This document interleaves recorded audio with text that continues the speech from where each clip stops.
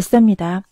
지난 시간에 사이버 정보가 중공으로 줄줄 샌다. 방송 보셨죠?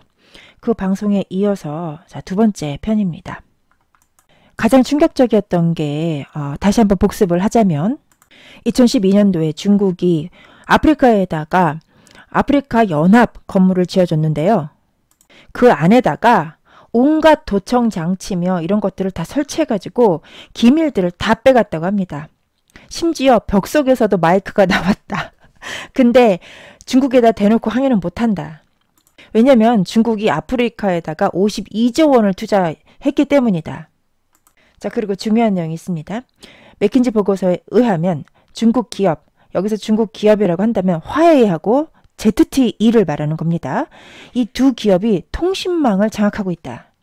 그래서 이 해킹 사실을 알고도 자금줄인 중국에게 공개적으로 항의도 못하고 소가리를 하고 있다. 이 건물은 에티오피아 수도 아디스아바바에 있는 아프리카 연합 본부인데 중국이 건축비를 내고 시공까지 해주었다고 합니다. 프랑스의 르몽드는 중국이 이 건물을 지으면서 해킹 설비를 몰래 설치하고 지속적으로 건물 안에 컴퓨터에 담긴 정보를 빼갔다고 폭로했다. 해킹은 매일 자정 오전 2시부터 2시간가량 집중적으로 이뤄진 것으로 알려졌고, 아프리카 연합 측은 중국이 해킹했다라는 정황을 파악하고 건물 내의 IT 시스템을 모두 교체하면서 데이터 관리하는 보안 수위를 대폭 높였다. 자, IT 시스템 뭡니까? 화웨이, ZTE 등 통신 시설을, 통신 설비를 중국 거를 썼던 것이죠. 눈여겨볼 대목은 아프리카 연합의 기밀 자료가 상하이에 있는 서버로 전송됐다라는 구체적인 내용까지 폭로되었다라는 것이죠. 밤 자정 12시부터 새벽 2시까지 컴퓨터에 있는 파일이 자동적으로 상하이까지 빠져나갔다는 겁니다. 왜? 그 건물 내에 있는 통신 설비가 어디 겁니까? 화웨이 ZTE, 화웨이 ZTE. 자, 여기 나와 있죠? 맥킨지는 중국의 화웨이와 ZTE 두 회사가 아프리카 통신 기반 시설의 대부분을 지었다고 했다. 참, 아프리카 내의 모든 정보는 다 중국으로 나가는 겁니다. 이렇게 자동적으로. 그래서 2017년도 12월 29일에 호주에서 이 안보상의 이유로 화웨이 장비를 배제했다라는 뉴스가 있었습니다.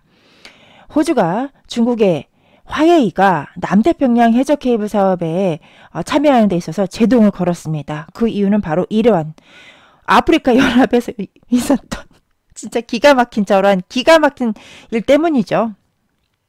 서방권의 많은 군사 전문가들 사이에서는 화웨이와 특정 중국의 IT 기업들이 중국 공산당과 연계돼 있다고 주장하면서 중국 정부가 주권 국가에게 압력을 행사하거나 간첩 활동을 위한 도구로 악용될 수 있다는 목소리가 불거지고 있는 상태다. 그래서 호주가 중국의 화웨이가 진입하지 못하도록 배제한 겁니다. 뿐만 아니라 이 호주가 화웨이 제품을 5G 통신 장비로서 도입을 하려고 하자 미국이 제동을 겁니다. 왜? 같은 이유에서요. 안보상의 이유로. 사례가 있으니까 아프리카에서. 너무나 심플한 거 아닙니까? 미국이 중국산 5세대 통신 장비의 해외 진출에 깊은 우려를 표하는 가운데 최근 호주에서는 화웨이 5G 통신 장비를 도입하려는 움직임이 보이자 미국 정부가 제동에 나섰다고 중국 봉황망이 보도했다. 미국의 국가안전국 NSA와 국토안보부 DHS가 텀블 호주 총리에게 중국 정부와의 관계가 밀접한 화웨이의 5G 통신 장비를 들인다면 중국이 모든 것을 통제하고 장악할 위험이 있다라고 경고했다. 그래서 호주 정부에게 화웨이 5G 도입을 철회할 것을 권했다고 보도했다. 그리고 한국 얘기 좀 봅시다. 한국에서는 지난 1월 SK텔레콤과 KT가 화웨이의 5G 상용 시스템 개발 협력사 선정을 위한 5G 제안 요구서를 건넸다. 정신없는 것들 진짜. LGU 플러스는 잘 보십시오. LGU 플러스는 이미 2013년도에 화웨이와 손잡고 4G를 도입한 바 있으며 현재 5G 장비 구축에서도 화웨이와 협력을 진행 중이다. 아이고, LGU 플러스 쓰는 사람들 큰일 났네. 미국은 트럼프 대통령이 취임하고 난 이후로 중국의 통신업체에 대해서 제재를 강력하게 가하고 있습니다. 2018년도 1월 30일 기사인데요. 보안을 우려한 미국의 정부의 압박에 AT&T에 이어 버라이즌도 화웨이폰 판매를 철회했다. AT&T는 화웨이의 메이트 10 프로 판매 계획을 백지화시켰다. 그 이유는 중국의 정부와 즉 공산당과 친밀한 업체인 화웨이가 제조한 5G 휴대폰이 미국의 보안 유출 위험을 초래할 수 있다고 보기 때문이다. 트럼프 미국 대통령은 중국산 장비가 미국 네트워크에 사용되지 못하게 하는 것뿐만이 아니라 5G 통신 국영화도 고려하고 있는 것으로 알려졌다. 왜? 5G 통신을 국영화를 해서 중국의 통신 업체들이 또 통신 설비 업체들이 들어오는 것을 원천적으로 차단하기 위해서죠. 뿐만 아니라 트럼프 행정부는 중국의 알리바바 그룹의 금융 계열사인 엔트파이낸셜이 미국의 송금 서비스 머니그램을 인수하는 것을 막은 바가 있습니다. 왜냐? 미국 시민의 정보가 중국 당국으로 유출될 수 있다라는 그 사이버 안보를 위해서 막았던 것이죠. 미국이 중국의 통신업체 혹은 IT 업체에게 이렇게 하는 것이 저는 과하다고 절대 생각하지 않습니다. 절대로 과하다고 생각하지 않습니다. 왜? 사례가 있으니까.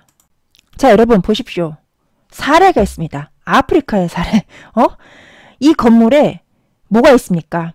화웨이, ZTE, 그리고 아프리카 전체 인프라에 화웨이, ZTE 통신 설비가 들어가 있다.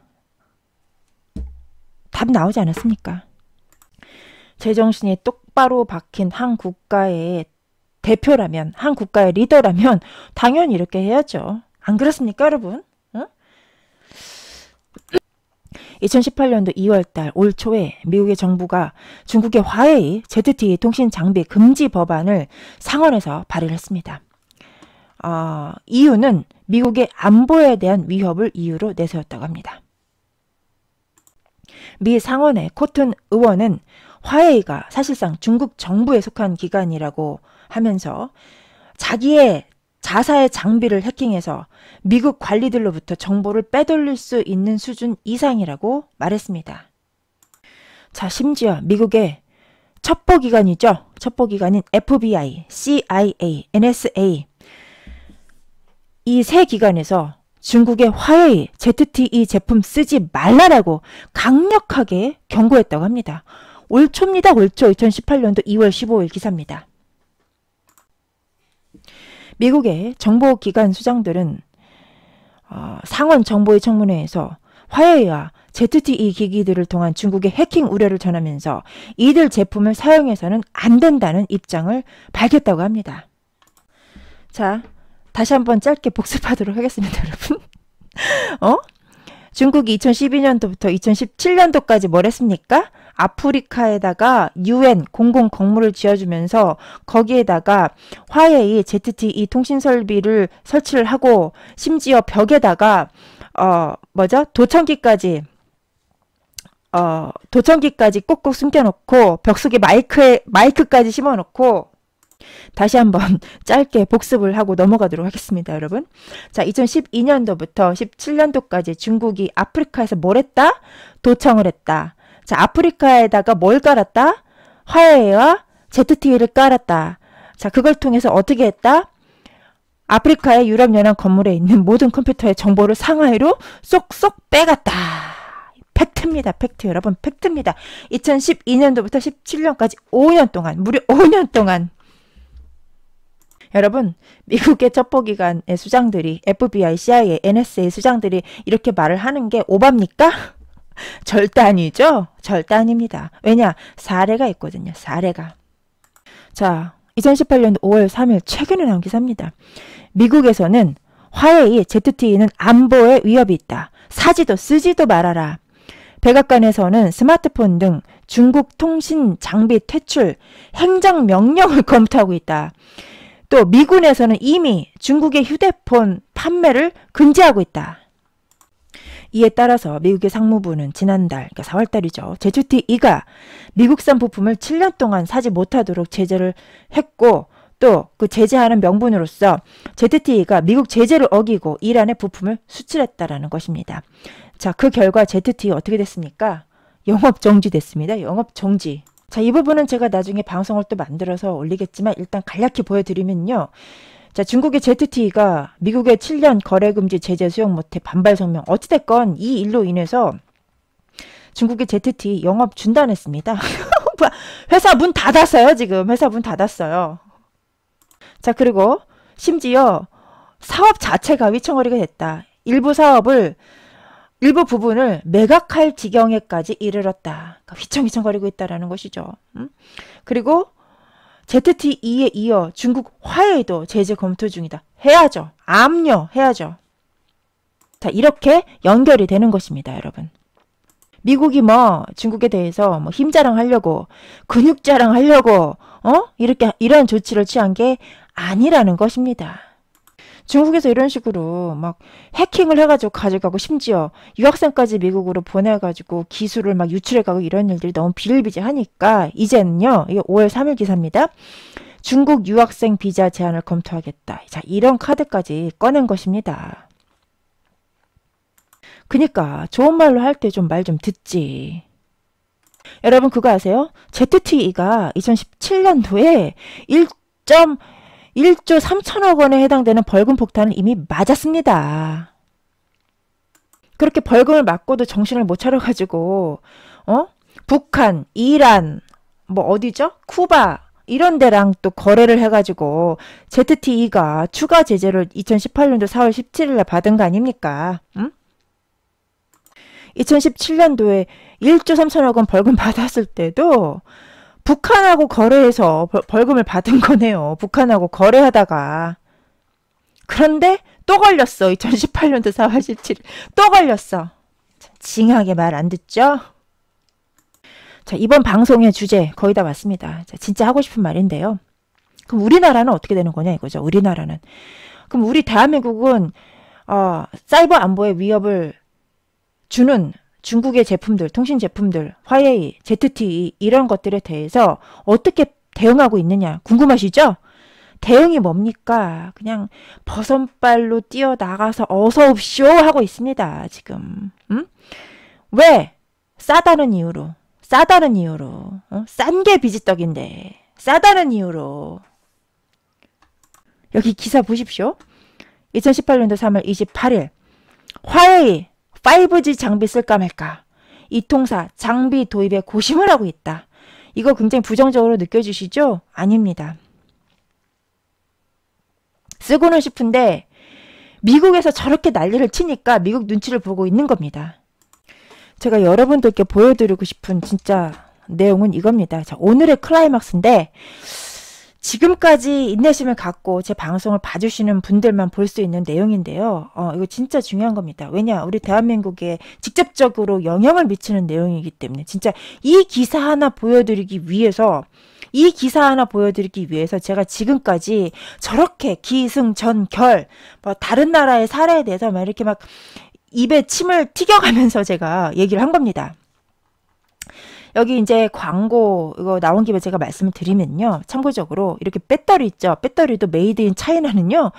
얘네들도 이게 지금 뭐 백도어가 심겨져 있어가지고 내 핸드폰에 있는 정보가 다 저쪽으로 중국으로 전송이 된다는 그런 얘기가 있습니다. 여러분. 중국 거 쓰지 마십시오. 하여튼 진짜 중국 놈들 징한 놈들입니다. 징한 놈들. 진짜 오늘의 클라이맥스 진짜 제가 여러분들께 드리고 싶은 그런 말씀은 이겁니다. 2018년도 5월 1일 최근에 나온 기사입니다. 여러분 잘 보세요. 잘 보세요. 화웨이가 머리 아파. 진짜 네이버로 읽기가 너무 머리가 아프고 뒷골이 땡깁니다. 화웨이가 지하철 통신망을 접수했다. LTE 아래도 입성하라. 자, 여러분 기사 제목을 보시고 이쯤이면 제가 이렇게 침을 튀기면서 지금까지 쭉 설명해왔던 것을 여러분들이 이해가 되셨다면 소름 끼쳐야 되는 내용입니다. 화웨이를 어떻게 믿고 지하철 통신망에 접수해가지고 갑자기 전철을 멈추게 해서 충돌을 일으킨다거나 해킹을 하면 어떡할 건데? 해킹하면 어떡할 거예요? 아니면 반대로 달리는 전철을 멈춰야 될 때 더 빠르게 달리게 해가지고 앞에서 달리고 있는 전철이랑 일부러 충돌을 일으킨다. 이런 거 이렇게 되면 어떻게 할 거예요? 어떻게 할 거냐고요? 중국 믿을 수 있어요, 우리가? 이런 상황에서? 자, 흥분을 좀 가라앉히고 좀 읽어보겠습니다. 중국의 통신업체 화웨이가 지하철 전송망을 사실상 접수했다. 2단계 최저가 입찰 방식이 가격 경쟁력을 앞세운 화웨이에 절대적으로 유리하게 작용한 결과다. 이렇게 2단계 최저가 입찰이 지속되면 지하철 전송망에 이어서 이제 호흡 좀 들이마시겠습니다. 막 살이 떨리고 가슴이 떨리네. 심장이 떨리고요. 국가기관망인 철도통합망 사업에도 철도통합망 화웨이가 진입할 것으로 전망된다. 여러분, 국민의 안전과 생명이 우선입니까? 가격 경쟁력이 우선입니까? 응? 공공기관, 공무원이 국가의 안전과 국민의 생명을 우선시 생각해야 됩니까? 아니면 가격 경쟁력을 우선시 생각해야 됩니까? 국가라는 집단이 이익 집단입니까? 개인 회사처럼 수익을 내야 되는 이익 집단이냐고요. 아니잖아요. 이익보다 이익 이전에 국민의 안전과 국가의 안전을 우선적으로 생각하는 집단이 국가기관 아닙니까? 그런데 국가기관이 왜 가격 경쟁력을 앞세웁니까? 개인 회사예요, 국가가? 국가가 개인 기업이냐고요. 가격 경쟁력이 없는 분야이거나 공공재 성격이 강한 분야에서 정부가 개입을 해서 국가가 조금 손해를 보더라도 국민의 안전과 국익을 위해서 반드시 해야 될 부분, 그런 부분에 업무를 하는 것이 바로 국가기관이고 정부입니다. 왜 지들이 가격 경쟁력을 앞세웁니까? 개인 사업이냐고요, 국가가.